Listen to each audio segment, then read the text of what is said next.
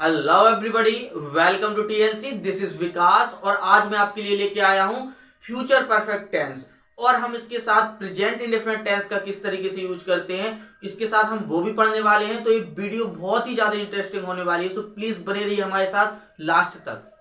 सबसे पहले ये देखिए फ्यूचर परफेक्ट टेंस होता क्या है। जो रिटर्न करते हैं उनके लिए सिंपल पहचान है इसकी।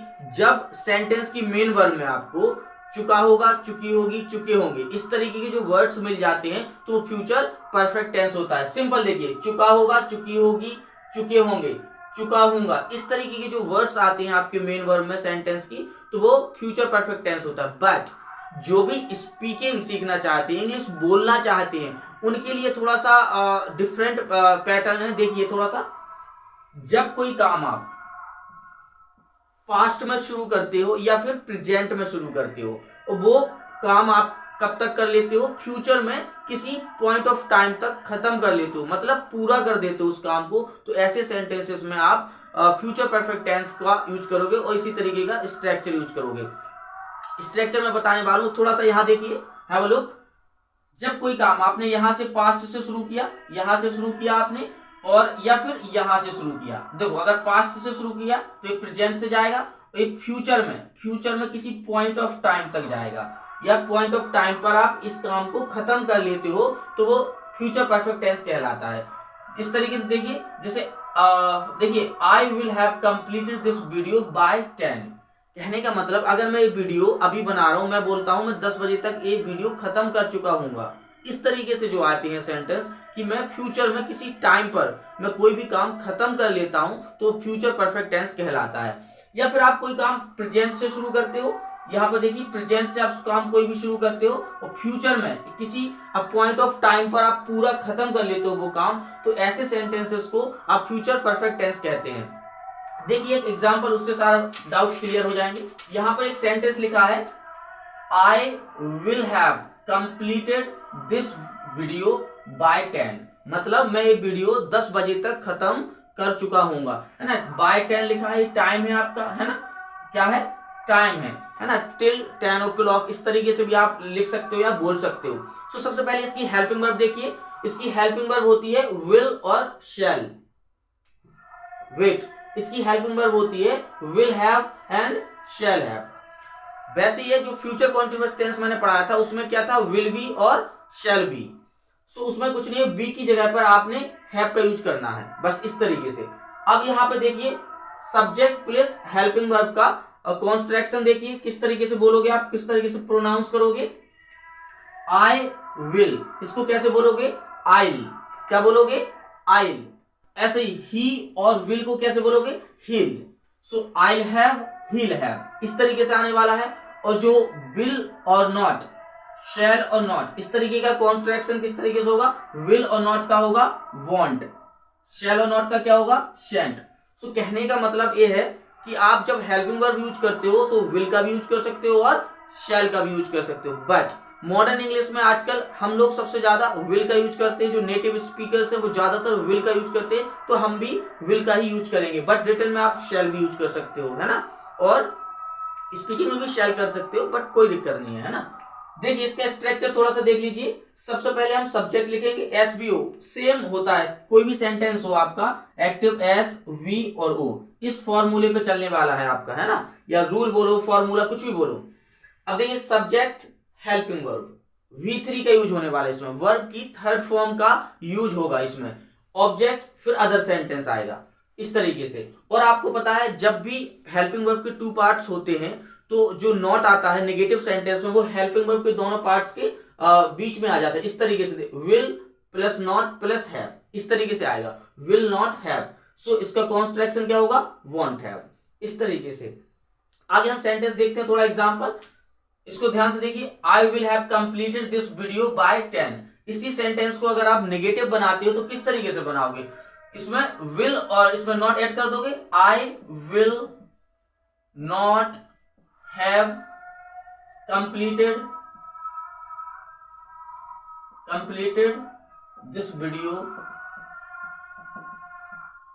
बाय 10, 10 बजे तक मैं यह वीडियो खत्म नहीं कर चुका हूंगा, इस तरीके से।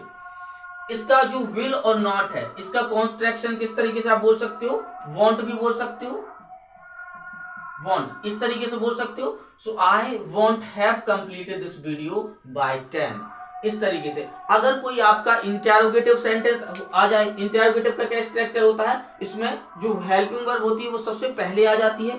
सो हेल्पिंग वर्ब विल, फिर जो सब्जेक्ट है यहाँ पर विल और हैव के बीच में आ जाएगा subject, will subject have V3 object और ETC, V3 वर्ब की थर्ड फॉर्म, इस तरीके से होता है। सो इसका इसी को देखिए आप किस तरीके से चेंज कर सकते हो। इसका सब्जेक्ट, इसका सबसे पहले हेल्पिंग वर्ब लाओगे विल, फिर आएगा इसका सब्जेक्ट आई, फिर देखिए हैव, फिर same sentence completed this video by 10। So इस तरीके से आपको इधर से उधर चेंज कर कर ही आप सारे स्ट्रक्चर बना सकते हो। और इसमें देखिए आपका जो डबल इंटरोगेटिव सेंटेंस होता है उसमें आपका क्वेश्चन वर्ड सबसे पहले आता है। जो भी आपका क्वेश्चन वर्ड सेंटेंस में दिया रहेगा, चाहे वो व्हाट हो, व्हाई हो, किसी भी तरीके का क्वेश्चन वर्ड हो, वो सबसे पहले लिखोगे आप। फिर उसके बाद हेल्पिंग वर्ब का फर्स्ट पार्ट, फिर सब्जेक्ट, फिर उसका सेकेंड पार्ट हैव, फिर ऑब्जेक्ट, फिर ETC। इसी तरीके का स्ट्रक्चर होता है। अगर मैं इसी सेंटेंस को डबल इंटरोगेटिव बनाऊं, किससे बनाऊं, अगर मैं बना देता हूं कैसे, है ना, कैसे, हाउ, है ना, मैं यह वीडियो 10 बजे तक कैसे कंप्लीट कर चुका होऊंगा, कैसे पॉसिबल ही नहीं है ना। इस तरीके से हो सकता है वीडियो बहुत बड़ी जाने वाली है और तो 10:30 बजे तक नहीं हो पाएगी या 10 बजे तक नहीं हो पाएगी। तो इस तरीके से आप बोल सकते हो ना, कैसे कर सकते हो ये काम इतने बजे तक। सो डबल इंटरोगेटिव हम एग्जांपल देख लेते हैं हाउ से ऐड करके। How will I have completed this video by 10, इस तरीके से आने वाला है। हम इसके साथ कुछ एग्जांपल देखते हैं, उससे आपके सारे डाउट्स क्लियर हो जाएंगे। यहाँ पे बहुत सारे एग्जांपल बताने वाला हूं और इसके साथ साथ सिंपल प्रेजेंट, कहने का मतलब प्रेजेंट इंडेफिनिट टेंस का हम किस तरीके से यूज करते हैं वो भी आप देखने वाले हो। So please like the video, when you like the video I get motivation to make more videos. अब कुछ एग्जांपल देखिए आपका, यहां पर देखिए एक example, he'll have watched that series by the end of this week। ये जो by the end of this week है ये टाइम है, क्योंकि आपको मैंने बताया था फ्यूचर में आप किसी पॉइंट ऑफ टाइम पर कोई भी काम कंप्लीट कर लेते हो तो वहां पर आपको फ्यूचर परफेक्ट टेंस का यूज करना है। टाइम क्या, इस तरीके का, बाय द इवनिंग, है ना, इवनिंग तक, बाय द जून, जून तक, by the end of this week, इस हफ्ते के अंत तक, इस तरीके से टाइम रहेगा आपका। टुमारो, कल तक, इस तरीके से जो टाइम रहेगा आपका फ्यूचर में, तो फ्यूचर परफेक्ट टेंस होता है। एग्जांपल दूसरा देखिए, नेगेटिव एग्जांपल है, they won't have arrived to Delhi by the Monday, क्या वे मंडे तक दिल्ली नहीं पहुंच चुके होंगे, इस तरीके से।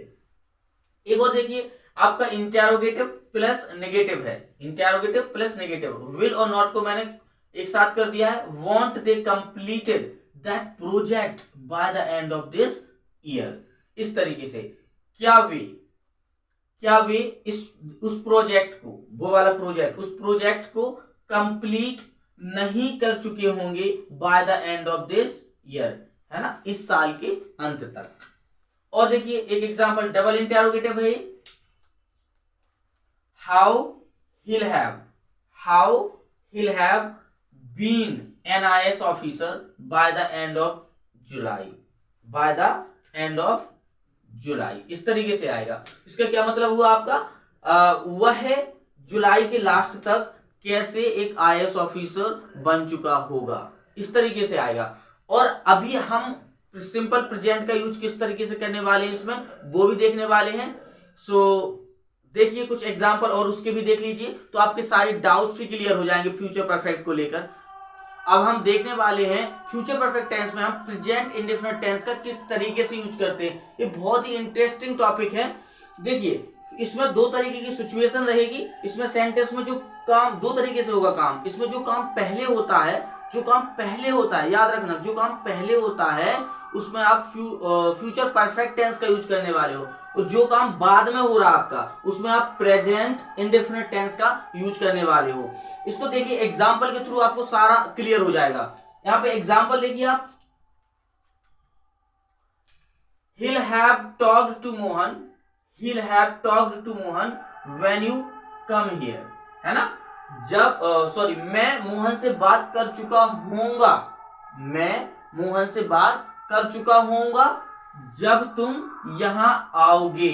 देखो हिंदी में आपको बोलने से लगेगा फ्यूचर दोनों, है ना, जब तुम यहां आओगे लगेगा ऐसा बोलने में, बट आप प्रेजेंट इंडेफिनिट टेंस में बनाओगे जो काम आपका बाद में हो रहा है। तो इसमें बिल्कुल भी कंफ्यूज नहीं होना कि भाई इसमें गा रहा तो मतलब फ्यूचर है, प्रेजेंट में कैसे जा रहा है, ये कंडीशन है, ठीक है ना, इस तरीके से आएगा आपका। दूसरा सेंटेंस देखिए, he'll have had dinner when you get home, है ना, वह डिनर कर चुका होगा जब तुम घर पहुंचोगे, इस तरीके से। यहां पे देखिए आप, यहां पे हैव और हैड का यूज हुआ है, तो बिल्कुल भी टेंशन मत लो।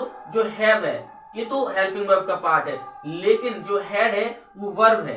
जो हैव होता है ये वर्ब कहलाती है ना, इसका जो थर्ड फॉर्म और सेकेंड फॉर्म होती है वो होती है आपकी हैड, इस तरीके से। इसकी मीनिंग होती है खाना, सो खा चुके होंगे या कर चुके होंगे, इस तरीके से।